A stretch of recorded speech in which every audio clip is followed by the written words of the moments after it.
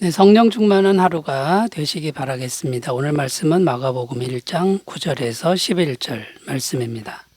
그때 예수께서 갈릴리 나사렛으로부터 와서 요단강에서 요한에게 세례를 받으시고 곧 물에서 올라오실새 하늘이 갈라짐과 성령이 비둘기같이 자기에게 내려오심을 보시더니 하늘로부터 소리가 나기를 너는 내 사랑하는 아들이라 내가 너를 기뻐하노라 하시니라.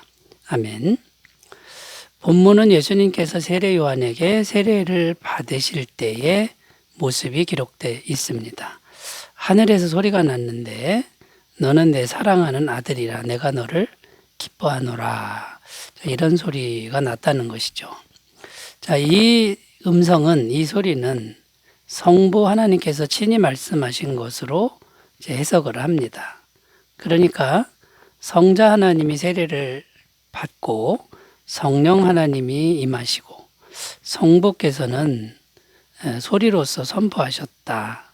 이제 이런 내용이 되는 거죠. 그래서 이 예수님의 세례받는 이 사건은 삼위일체적 사건이라고 말을 합니다. 그러니까 성부, 성자, 성령 하나님이 동시에 함께 역사하신 이제 그런 아주 중요한 사건으로 보고 있는 것이죠.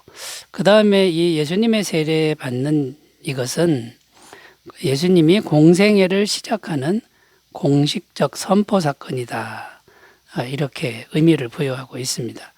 이제부터는 예수님이 공생애를 시작하신다. 이렇게 선포하는 것이다라는 거죠. 30살까지는 가정사역을 했지만 이제는 온 인류를 구원하시겠다. 라는 것이고요. 마가복음 1장 14절 15절에 보면 요한이 잡힌 후 예수께서 갈릴리에 오셔서 하나님의 복음을 전파해 이르시되 때가 찼고 하나님의 나라가 가까이 왔으니 회개하고 복음을 믿으라 하시더라. 이렇게 세례받은 이후에 공생애를 시작하는 그런 기사가 이어지고 있다라는 겁니다.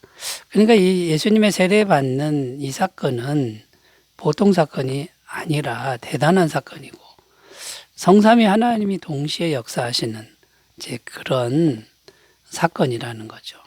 그런데 여기서 이제 우리가 질문이 생깁니다. 어떤 질문이 생기냐면, 자, 예수님께서 이렇게 전폭적인 하늘의 승인을 받을 만한 어떤 일을 하셨는가 이런 질문이 생기는 거죠. 예수님은 30년 동안 단 한 번도 설교를 하신 적도 없고 또 단 한 번도 기적을 베푸신 적도 없고 또 단 한 번도 사람을 고치신 일도 없습니다. 주목할 만한 일을 하신 적이 없는데 그리고 예수님의 외적인 모습을 보면 너무나 초라하고 가난하고 남루하다라는 거죠. 왜냐하면 목수 집안의 장남이었기 때문에 또 30년 동안 무명으로 살았습니다. 나사렛이라는 정말 시골 동네에 사람들이 별로 좋아하지 않는 동네에 극빈층 가정의 인물 아닙니까? 그런데 그런 예수님이 도대체 뭘 했길래 이렇게 하늘의 전폭적인 승인을 받느냐라는 것이죠. 자, 여러분, 그러니까 하나님께서 보시는 관점은 세상에서 대단한 일을 했느냐 여기에 있지 않다라는 것이죠. 핵심이 무엇이냐면 모든 순간에 하나님께 복종하는 그런 능력이 있느냐. 그러니까 유명해지느냐 안 유명해지느냐 여기에 있는 게 아니라 그건 세상 가치관이고 유명해지지 않아도 하나님이 머물라고 한 자리에 정말 순수한 마음으로 복종하는 그런 마음의 능력이 있느냐. 그러면 그 사람은 하나님이 인정하시는 사람이다 라는 것이죠. 자, 성경에 보면요. 다윗 왕 이야기가 나오는데 다윗 왕이 30세에 이스라엘의 왕이 되는데 우리는 왕 된 것만 생각하지 않습니까? 그런데 이 다윗 왕이 하나님이 인정하시는 왕으로 기름 부음 받을 때가 언제냐면 20살도 되기 전에 들에서 양을 칠 때 사무엘 선지자가 기름을 붓습니다. 사무엘상 16장 7절입니다. 여호와께서 사무엘에게 이르시되 그의 용모와 키를 보지 말라. 내가 이미 그를 보렸노라. 내가 보는 것은 사람과 같지 아니하니 사람은 외모를 보거니와 나 여호와는 중심을 보느니라 하시더라. 자, 그러니까 여러분, 세상적으로 왕이 되고 대단한 일을 한 것이 전혀 없을 때 중심을 보시고 기름을 부으시는 하나님의 그 모습을 우리가 볼 수 있습니다. 야곱의 아들 요셉도 애굽의 국무총리가 됩니다. 엄청나게 큰 나라의 국무총리가 되는데, 그럼 국무총리가 되었기 때문에 인정받은 게 아니고 20살로 되기 전에 소년이었을 때 보디발 장군의 집에서 집안일을 할 때 이미 형통한 자라고 성경은 증언하고 있습니다. 창세기 39장 2절 3절 여호와께서 요셉과 함께 하심으로 그가 형통한 자가 되어 그의 주인 애굽 사람의 집에 있으니 그의 주인이 여호와께서 그와 함께 하심을 보며 또 여호와께서 그의 범사에 형통하게 하심을 보았더라. 자, 그러니까 여러분, 하나님이 보시는 관점은 마음 중심이다 라는 겁니다. 세상에서 뭔가 대단한 일을 하는 것이 아니고 유명해져야 되는 것도 아니다라는 거죠. 마음 중심으로 하나님께 매 순간 복종할 수 있는 마음의 힘이 있느냐. 자, 이런 사람을 하나님이 인정하신다라는 것, 우리가 세상의 잣대를 버리고 영적인 잣대로 옮겨갔으면 좋겠습니다. 자, 그럼 구체적으로 우리는 어떤 것에 복종을 잘 해야 할까요? 첫 번째는 기도와 말씀에 복종을 잘해야 한다라는 겁니다. 예수님은 무명의 시절에 기도와 말씀에 늘 복종하셨다라는 거죠. 첫 번째 말씀을 살펴보면 12살 때 이미 성전에서 랍비들과 성경을 가지고 토론할 정도로 성경을 잘 아셨다라는 거고, 천국 복음 선포하실 때 공생의 시절에는 때마다 시마다 구약 말씀을 인용하셨다라는 겁니다. 성경은 예수님 자체가 말씀이시다라고 증언하고 있습니다. 요한복음 1장 1절 태초에 말씀이 계시니라. 이 말씀이 하나님과 함께 계셨으니 이 말씀은 곧 하나님이시니라. 그리고 이 말씀이신 분이 십자가에서 피 흘려 죽으셨습니다. 성경을 말씀을 이루려고 하신 것이죠. 또 예수님은 기도에 복종하는 삶을 잘 사셨는데 늘 기도하시는 삶을 살았죠. 마가복음 1장 35절 새벽 아직도 밝기 전에 예수께서 일어나 나가 한적한 곳으로 가사 거기서 기도하시더니 새벽 기도하셨고요. 그 다음에 누가복음 22장 39절 40절 예수께서 나가사 습관을 따라 감람산에 가심에 제자들도 따랐더니 밤이면 감람산에 산기도하러 가시는 모습을 보여줍니다. 자, 이렇게 말씀과 기도에 늘 순종을 잘하셨기 때문에 예수님은 마귀를 물리칠 수 있었고 그 다음에 승리하는 그런 삶을 사실 수 있었다라는 거고 하나님의 전폭적인 승인을 받으셨다라는 겁니다. 기도와 말씀의 복종을 잘하시는 그런 내면을 길리셨으면 좋겠습니다. 자, 두 번째 구체적으로 우리가 또 뭘 복종해야 할까요? 자기에게 주어진 일상생활에 잘 복종해야 된다라는 겁니다. 예수님은 무명의 30년 시절 동안 목수로서 살았습니다. 하나님이 목수로서 살게 하셨는데 목수 가정에서 태어났으니까 그런데 그 삶에 아주 충실했다라는 겁니다. 굉장히 힘든 일이었고 보수도 얼마 안 되는 인기 없는 직종이었습니다.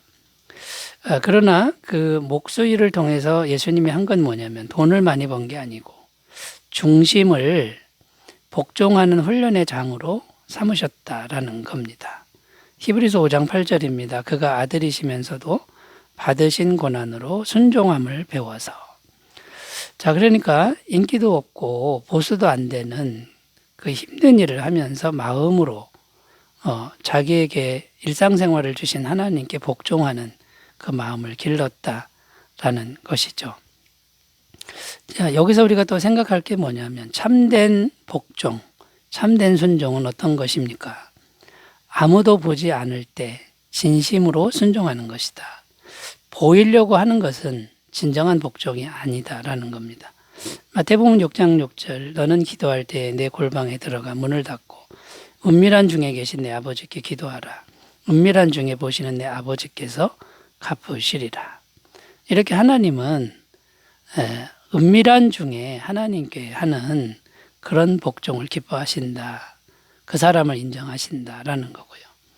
또 진정한 복종은 작은 일에 순종하는 것이다 라는 겁니다. 마태복음 25장 21절 그 주인이 이르되 잘하였도다 착하고 충성된 종아 내가 적은 일에 충성하였으며 내가 많은 것을 내게 맡기리니 내 주인의 즐거움에 참여할지어다 하고. 자, 여러분, 작은 일에 충성한다. 작은 일에 충성한다. 이게 뭡니까? 작은 일의 마음 중심을 하나님 앞에서 충성하는 겁니다. 이것을 하나님이 기뻐하신다라는 것이죠. 여러분, 작은 일은 거들떠 보지도 않고 큰 일만 하려고, 자기를 드러내는 일만 하려고 하는 사람, 이런 마음을 버리시는 그런 계기가 되셨으면 좋겠습니다. 자, 세 번째로 가보겠습니다. 우리가 복종해야 될 구체적인 영역 세 번째는요. 내 옆에 있는 사람을 잘 품는 겁니다. 그러니까 내 옆에 있는 사람, 그게 하나님이 주신 사람에게 복종하는 훈련. 그 사람에게 복종하라는 게 아니라 그 사람을 잘 품고 견디는 훈련을 하는 것이죠. 자, 예수님의 삶을 보면요. 아버지가 일찍 돌아가신 걸로 보입니다. 아버지 얘기가 더 이상 나오지 않습니다. 그러면 어머니와 네 형제의 장남 아닙니까? 혹덩어리 같은 가족들을 부양하는 일을 하셔야만 했다라는 거죠. 무명의 30년 기간 동안 부모에게 효를 다하고 형제들에게는 형 역할을 잘 했다라는 겁니다. 자, 혹덩어리 같은 이 사람들을 잘 품는 이 훈련이 하나님께서 내게 주신 사람들, 정말 짐 같은 사람들을 돌보는 이런 일이 정말 힘들지만 하나님이 주신 사람들을 품는 훈련, 이것이 복종하는 훈련이 된다라는 것이죠. 또 예수님은 제자들을 품었는데 12명의 제자들이요. 하나같이 영적인 말을 못 알아듣습니다. 세상 욕심만 가득해서 서로 싸우기만 했다라는 거죠. 높은 자리만 탐하고 예수님 왕 되면 우리도 높은 자리에 차지해서 부귀영화를 누릴 것이다 라고 하는 세상 욕심만 가득한 사람들. 누가복음 22장 24절 또 그들 사이에 그중 누가 크냐 하는 다툼이 일어난지라 서로 자기가 잘났다고 싸우는 이 사람들을 끝까지 품으셨다라는 거고요. 예수님 제자 중에 가룟 유다는 배신했고 십자가에 달릴 때 제자들은 다 도망가고 말았습니다. 용서할 수 없는 사람들을 용서하는 이제 그런 모습을 보여주고 있는 것이죠. 내 옆에 있는 사람이 어떠하든지 그 사람들을 잘 품는다 그러면 이것이 복종하는 훈련이 되는 거고요. 심지어 예수님은 자신을 십자가에 매단 사람들까지도 잘 품으셨다라는 거죠. 누가복음 23장 34절 예수께서 이르시되 아버지 저들을 사하여 주옵소서 자기들이 하는 것을 알지 못함이니이다 하시더라. 자, 여러분, 하나님이 인정하시는 진정한 복종의 사람 되시기 바라겠습니다. 기도합니다. 하나님 아버지, 우리가 하나님이 인정하시는 마음을 가꿀 수 있도록 도와주옵소서. 예수님의 이름으로 기도드립니다. 아멘. 주의 임재 충만하시기 바라겠습니다. 감사합니다.